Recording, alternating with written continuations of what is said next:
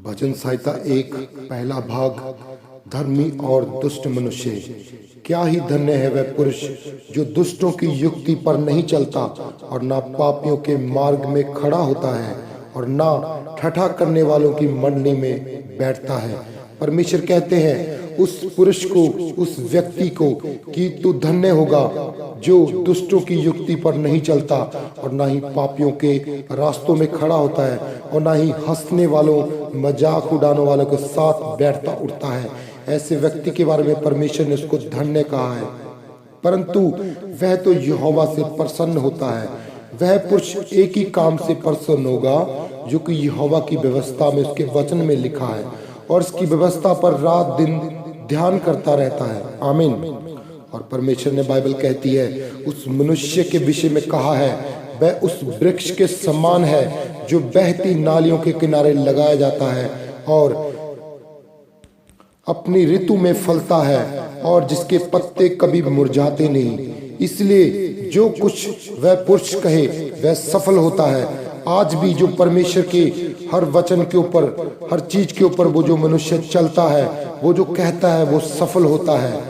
दुष्ट लोग ऐसे नहीं होते। परमेश्वर यहाँ पे दुष्टों के विषय में कहता है जो लोग बोलता दुष्ट होते हैं वो ऐसे नहीं होते। वह उस भूसी के समान होते हैं जो पवन से उड़ाई जाती है। इस कारण दुष्ट लोग अदालत में स्थिर ना रहेंगे। परमेश्वर ने कहा जो दुष्ट लोग जो मेरे वचन पे नहीं चलते वह उस भूसी यानी कि उस राख के समान है जो हवा आते ही उनको उड़ा के ले जाती है। इस कारण दुष्ट लोग अदालत में स्थिर ना रहेंगे और ना पापी धर्मियों की मंडली में ठहरे रहेंगे, क्योंकि यहोवा धर्मियों का मार्ग तो जानता है परंतु दुष्टों का मार्ग नष्ट हो जाएगा।